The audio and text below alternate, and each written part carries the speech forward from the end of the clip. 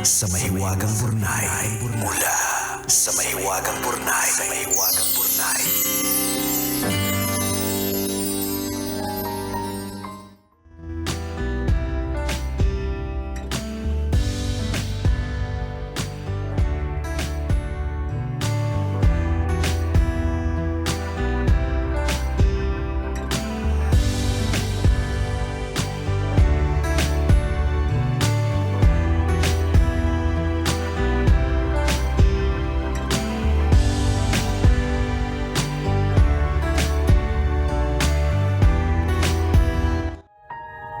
Dear Nicole and Diego,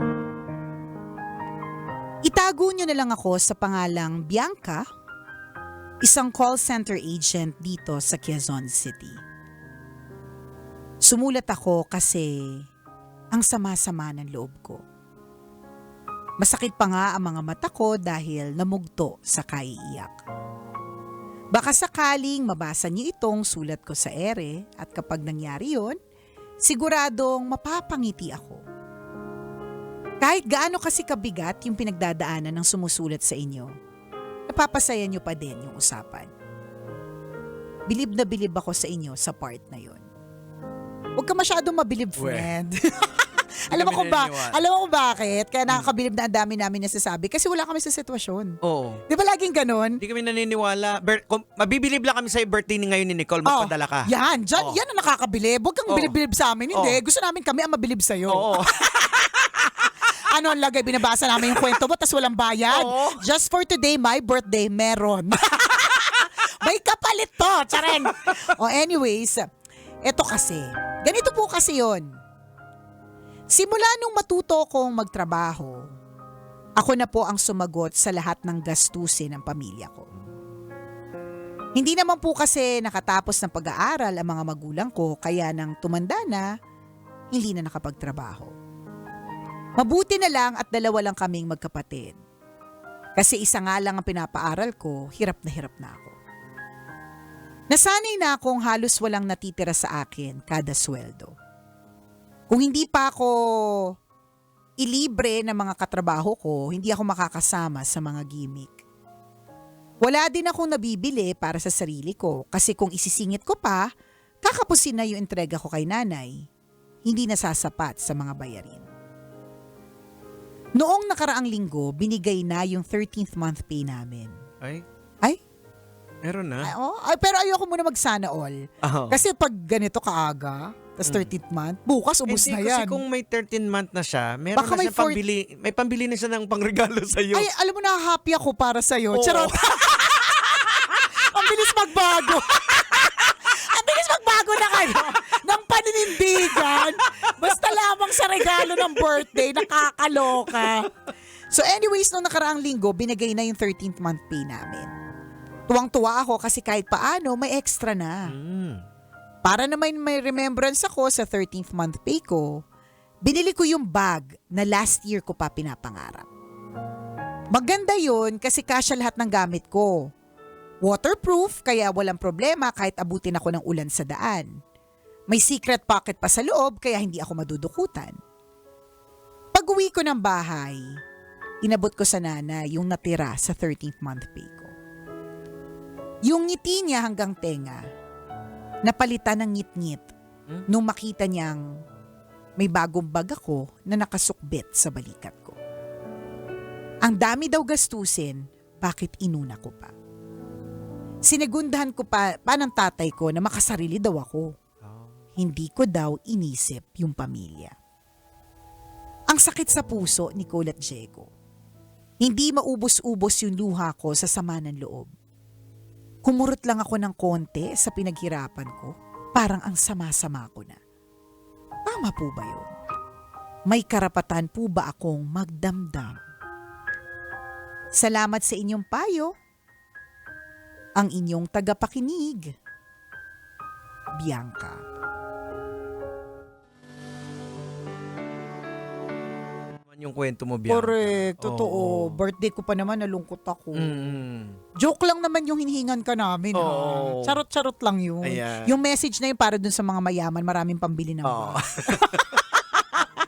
Kakainis naman. Alam mo, ang hirap nitong trabaho din natin sa totoo lang. Ano tayo? Pabago-bago ng emosyon. Ang saya natin, tapos biglang nalungkot tayo. Nanghihingi.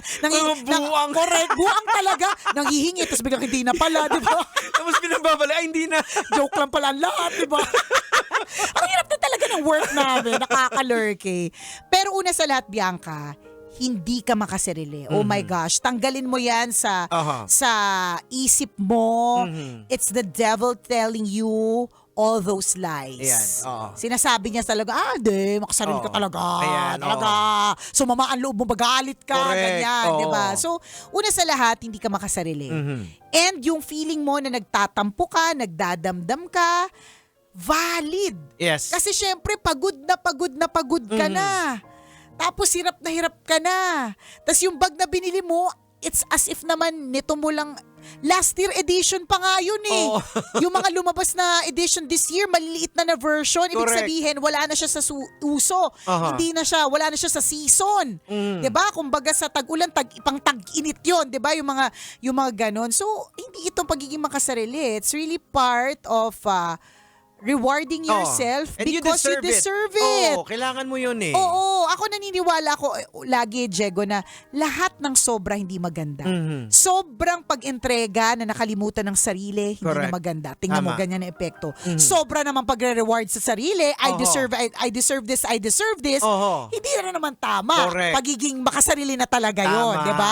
So dapat, itong una sa lahat, itong bag na binili mo para sa sarili mo, may it not be your last bag. Sa susunod, Mayet de la Rosa Fine Jewelry, hikaw. Correct. Yan. Ayan. 'Di ba? Yung gano'n para sa sarili mo. Kasi Oo. ang alahas, Diego, ang kagandahan diyan, pwede mong isanla. Oh, alam mo yun yung natutunan ko sa asawa ko na pag nag-invest ka sa alahas. Oo, totoo. Alam mo yan yung mga pinagsisihan ko sa mga bag ko, Oo. Diego. Sa totoo lang. Alahas daw talaga kasi Alahas. sa oras ng kagipitan Correct. matutulungan ka. Totoo. Totoo yun. Hindi man same value as yung magkano mo siya nabili. Oho. Kasi syempre pag sinasanla, hindi na parehas na Oo, value. kung paano mo siya binili. Correct. Kung paano mo siya binili. Depende sa quality, depende sa kondisyon niya, Oho. depende sa gramo ng, di ba? Depende sa lahat. Ang laking bagay pa rin. Correct. 'Di ba? Hindi mo siya madali siyang ibenta kumpara sa lupa, Jegs. Kumpara sa lupa, yan talaga yung naniniwala ko na na yung mga properties, para sa akin hindi ko naman nila lahat. Siguro based on experience lang din. Mas liability siya versus investment. Kasi ang hirap niyang ibenta. Correct. For example, Totoo. yung condo namin, matagal na namin binibenta, inabutan na nga ng ng eksena, hindi pa namin naibenta kasi hindi siya madali. Oo, parang pero sa kaibigan ko rin din, island yung binibenta. tingnan mo, hanggang ngayon walay pa rin. Hanggang ngayon walay pa rin Diba? Kasi, diba, syempre, kinuha niya yon, binili niya yon for purposes of, ang inisip niya, investment ito. In time, diba? Pero who buys an island? Alam mo yun? O, kita nyo, narinig nyo. Diba? May binibenta na condo si Nicole. Ako may binibenta na Island. island. Meron din akong friend na nagpapabenta na meron din akong magandang porsyento kapag nabenta ko yun. Condo din, naman to, townhouse. Ayan. Diba? Magbenta na lang tayo. Kasi magandang kitaan eh. Pero hindi kasi siya madali. Tama. Oo. Yung mga real estate agents, please don't leave the group. Baka yung mga real estate agents don't leave the group. Again, I'm saying this because based on experience kaya kami may condo unit for purposes of dapat malapit sa stasyon, dito yung place of work, malapit sa pag-aaralan ng mga bata, and eventually investment siya. Aha. Hindi ko pa siya nakitang ganon kasi ang hirap niyang ibenta. Alam mo yon, ang hirap niya iparenta, especially after the pandemic. Ganon. Pero pag alahas, 'di ba? Oo. Bongga madali eh. Pwede mo kasi isanla muna tapos kunin mo na lang pag may pera ka Totoo, 'di ba? Sorry na napunta kami diyan, Bianca. Oo. Kasi para sinasabi namin ito para next time, alam mo ibibili mo sa sarili mo. Kasi Correct. yung bag na yan, yung hikaw na yan, or kung ano man ang bibili mo sa sarili mo, hindi dapat yan last time. Lagi ko tong sinasabi, Diego, you cannot give what you don't have. You Tama. cannot drink from an empty cup. Tama. Bakit kapag sumasakay tayo ng eroplano, bago ka kasi matulog, pakinggan mo muna yung ginagawa ng mga stewardess at steward. Mhm. 'Di ba? Na kapag ka in times of emergency at bumaba yung oxygen mask, Oo. bago mo tulungan ang ibang tao, Ayan, tulungan mo muna yung sarili mo. Oo. kailangan humihinga ka muna na maayos. Oo. Laging ganon. Mhm. Just in case tulog po kayo tuwing Oo. tuwing biyahe, 'di ba? Mhm. At just in case hindi pa kayo nakasakay ng eroplano, lagi po 'yan. Mhm. Safety as a safety protocol, kung meron kang katabi, let's say bata, infant or whatever, Oo. bago mo siya tulungan, Oo. dapat ikaw Secure mo mismo, muna. correct, ikaw Oo. mismo humihinga ka ng maayos, matiwasay bago mo siya tulungan. Ganon din ikaw. Oo. Wag pabida. Oo. Yung laging, kailangan ikaw din mismo. Oo. Masaya ka. Kasi ang ending Correct. nito, baka eventually, kakabigay-bigay, bida-bida, bigay-bigay sige lahat. Mhm. Yung hindi ka na masaya. Oo. And- Tapos eventually magbe-breakdown ka na. Correct, Paano diba? ka pa makapagbigay sa kanila, 'di ba? May nag-breakdown ka Oo. na, 'di ba? It's so nice to be a happy giver. Mm. At kung happy, and magiging happy giver ka, kung ikaw mismo sa sarili mo happy ka. Oo. Deserve mo yung bag na yan na waterproof na may bulsa sa loob, 'di Oo, ba? para hindi ka madukutan. Para hindi ka madukutan at para hindi yan mabasa. Deserve mo yan. Ayan. Yung pagtatampo mo, valid yan. Yes. 'Di ba? And I think it's not bad to explain to your parents. Yes. Ito yung sinasabi natin dito na kinakailangan nating i-educate yung mga pamilya natin. Huwag lang tayong tatahimik. Correct. Iiyak. Oo, tapos iiwasan natin masaktan sila. Well, kung minsan Tama. kung kinakailangan masaktan para maintindihan nila yung sitwasyon, kinakailangan natin gawin yun. Correct. I-educate natin yung pamilya natin. Tama. Kasi sila din yung kawawa balang araw. Kung magkaasawa ka, Bianca, Paano na? sila? Oo. Oh. Kasi umaasa lang sila sa'yo eh. So, So, yun. yung mindset talaga kinakailangan baguhin eh. Hindi So, yan. enough yung mag-provide ka ng material ng bagay, financially. Ang pinaka-the best na ma-provide natin sa pamilya natin is maturuan natin sila, ma-educate natin sila. Correct. Paano? Yung Diba? buhay. Ganun. So, yun. I-express mo sa kanila na masama ang loob mo. Oo. Para lang din gets nila. Kasi, minsan kasi kapag ka ikaw yung receiver, minsan, lalo na kung give lang ng give yung hindi mo na siya naiisip eh. Bigay lang siya naman ng bigay eh. I mean, kung wala naman talaga, hindi yan magbibigay. Oo. Hindi nila alam, hirap na hirap ka na pala. Ayan, Yung mga oo. pansit na hindi mo kinakain. Yung mga inilakad mo sa halip na ikinasakay kasi para makatipid, di ba? Yung Oo. mga ganun, hindi nila nakita. Paano hindi ka nagreklamo? Hindi mo rin sinasabi. Oo. Alam mo, Oo. ramdam namin, Bianca, yung sakit, yung hapdi na excited ka na ibigay mo yung yung 13th month yung pay na 13 month natira. kasi wala sa yan eh. Wala sa regular na binibigay yan eh. Extra Correct, income yan eh. Extra talaga yan. So 13th matutuwa month. ka, at the same time, natutuwa ka na happy ng heart mo kasi may bag ka. Tapos Correct. biglang, May ganung pagreklamo.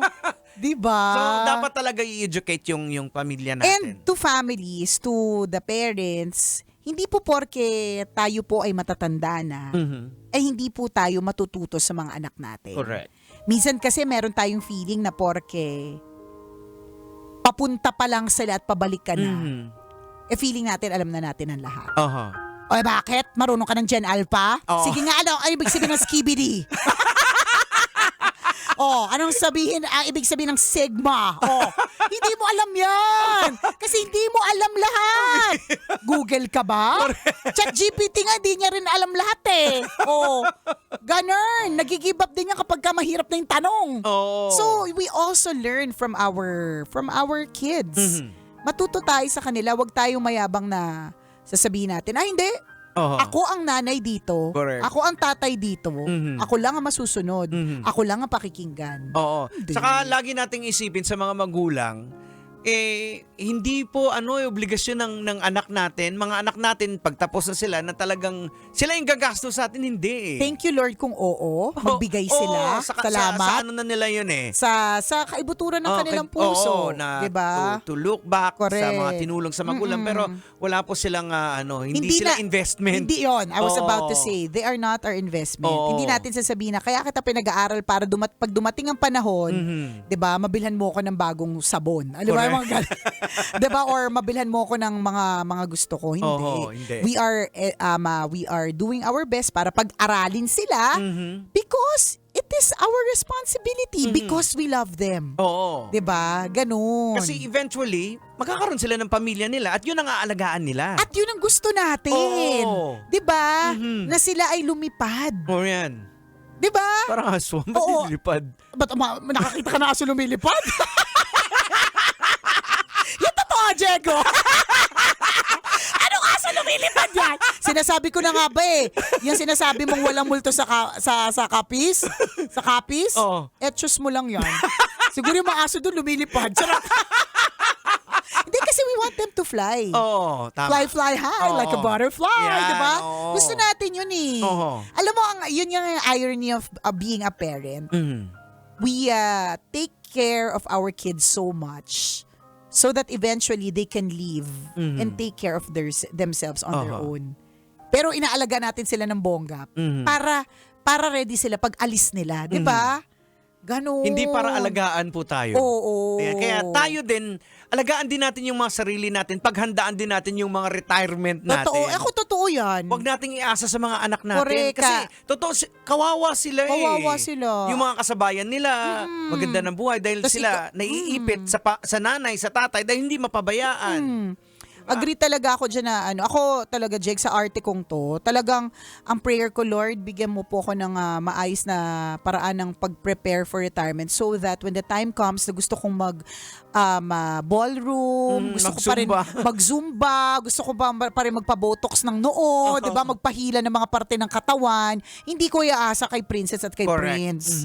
'Di ba, meron akong pambili. Kung gusto nila akong bigyan ng extra, di thank you. Pero kaya ko on my own. Oo. Tsaka gusto ko mag-spoil ng mga apo. Si Granny, gusto kong puntahan. Kasi spoiled kami sa kanya, ganon. Oo. Hindi yung sa aasa tayo sa mga Oo, anak natin. kasi We ako also learn from naawa them. talaga ako Totoo, dun eh. totoo. Parang nagiging kulungan nila yung And pamilya nila. vicious cycle siya dito sa Pinas. Ayan. So, again, dapat educate natin talaga yung family natin. O basta ha, Bianca ha, sabihin mo sa magulang mo. Oo. And again, tanggalin mo na sa utak mo na hindi mo deserve yan. Correct. Deserve mo mo. yung bag na yan. Kaya nga nagsuggest na kami ng alahas sa susunod eh. Oo. Kasi hindi dapat magtatapos sa bag Correct. lang. Mhm. Diba, susundan ng alahas yan. Ha? Yan, oo. Salamat ng marami sa iyo, Bianca, for sharing your story with us. Ayan. Exit na tayo. Alright, so hanggang dito na lang kami mga kabisyo. Kami po ang kumikinangers. Ako po ang kumikinang na ulo, Diego Bandido. Kasamang kumikinang ina mo na si Nicole Yala. Kailangan pa bang i-memorize yan? Basic! Kailangan pa bang i-memorize yan? Love Radio. Basic!